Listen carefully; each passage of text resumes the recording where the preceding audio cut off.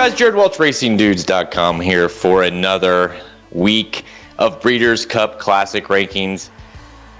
Listen, it's so bad that I couldn't even get Alterman to get on here and do it. So it's you know, we skipped last week with the Whitney and you know, kind of let's see how that plays out, and then we'll come back and do the rankings. So the last time you saw us doing the Breeders' Cup Classic rankings, we had Cody's Wish number 1 consensus and West Willpower number 2, and now one of them's retired, West Willpower, and the other one, Cody's Wish, finished a distant third in the Whitney last weekend. So you know, sounds like they're going to point back to the mile.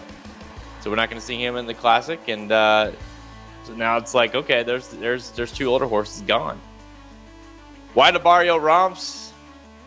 And here we are. So here, let's take a look at our week 4 rankings here. Really pull them up on the screen here. I'll move over a little bit, but here we go. Forte is kind of defaulting to the number 1 spot. Not just ours. I'll go through the overall rankings. This is obviously not just us, but you know, a lot of the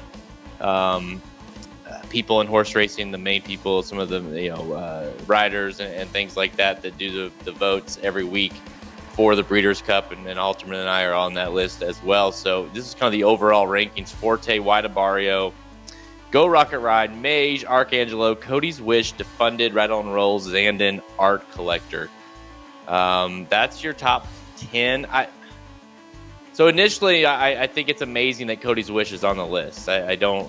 He's not even in the. He's not going to run in it. So I don't know. In fact, 3 people voted for this. I wish we could see the votes. We don't see the votes like we do on NTRA. 3 people voted for Cody's Wish for first place. So I'd like to see who did that. Anyways, I mean, apparently they did not watch last week in the Whitney, but Cody's Wish is on the list nonetheless in the overall rankings. I'll go through mine first. I ranked Forte number 1, so there's Halter and I are consensus on that. Go Rocket Ride, Mage, Archangelo, Rattle and Roll, White Abarrio, Zandon, Angel of Empire, Proxy, and Stiletto Boy. Halterman went Forte, Rattle and Roll, White Abarrio, Go Rocket Ride, Archangelo, Mage, Zandon, Proxy, Defunded, and Stiletto Boy. I mean, our older horses are in trouble. This is not a great list. But you know, whenever Rattle and Roll and White Abarrio are your 2 main, you know, threats, I guess, if you want to call them that, for the Classic, you know we're in serious trouble. I mean, listen, I look at my list: Forte, Go Rocket Ride, Mage, Archangelo, all 3-year-olds. Angel of Empire, throw him on there. I just think that this is a year the 3-year-old's going to win, and not necessarily because we have a commanding group of 3-year-olds. I mean, Forte, you know, we'll see what he does in the Travers, but you know, obviously he's done little wrong in his career. But it's just we don't have a lot to work with from the older horses. I mean, the ones we have are dropping out. You know, some of them are missing, like Taba. It just feels like a year that we have a ripe for a 3-year-old to win. It does feel like a little bit if Baffer could get, say, like one of the Arabian Night, Arabian Lion, one of those horses kind of primed and running at their top at the right time, that one of those would be a nice horse to back with Baffert's success with 3-year-olds in the Classic. But from an older division, I mean, let's say you know, White Abarrio, who just romped in the Whitney. I mean, just beat the hell out of that field. Ran a 110 buyer. Like, where did that come from? But he's on there, right? It's Forte, White Abarrio, top 2. So what do you do with White Abarrio? And the word is that they might very likely train up to the Classic. So there's a good chance we don't see White Abarrio again until November.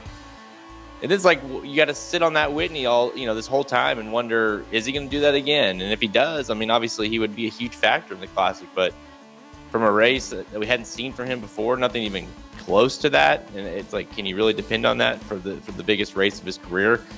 So it's tough, but obviously he is a deserving horse to be in the top 10, not just because he romped in the Whitney, but we don't have a lot to work with. So you run any kind of race like that, you're going to end up in the top 10 of the Classic rankings. So, I mean, Defunded, Halterman left him in there. I took him out. He could make that list, with another, get back on track. Didn't run particularly great last time out. Archangelo, I think, obviously the Travers is going to be a huge race to see what, Forte and Archangelo, Mage, what these horses really are. Go Rocket Ride sounds like maybe they are back on board with running in the Pacific Classic. We'll see.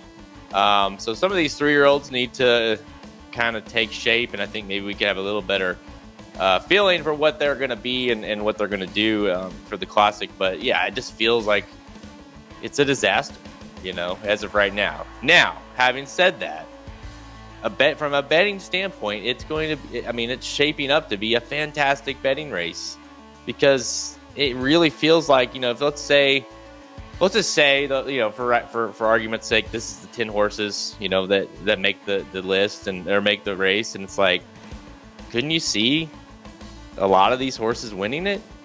Forte, White Abarrio, Go Rocket Ride, Mage, Archangelo, I think all could win it. As we stand today, obviously Cody's Wish, whatever, not going to be in it. Defunded, Rattle and Roll, Zandon. Wouldn't it be so typical if Zandon finally broke through and won the race and won the Classic? So it's a great betting race. And if you're looking for a race like last year where you got the Star in Flightline, you're not going to get that this year. But if you're looking for a race that is going to offer really good value, no matter who you like, really, seems like that's going to be that this year. So there's the Classic rankings for week 4. Obviously, we got a couple weeks away from the Travers to kind of clear some of this up, maybe. Kind of thought the Whitney would clear some of it up, and clearly it only muddied it up more. So never imagined White Abarrio would join the list this time last week, especially not number 2. But here we are. So there's the ranks. Let me know your thoughts below. Who do we leave out? Who's going to be on the list? Who do you think, in a non-Cody's Wish era now of the Classic, who do you like? Take a prize. Go prize hunting. Who do you like? Let me know in the comments below. Make sure you like this video.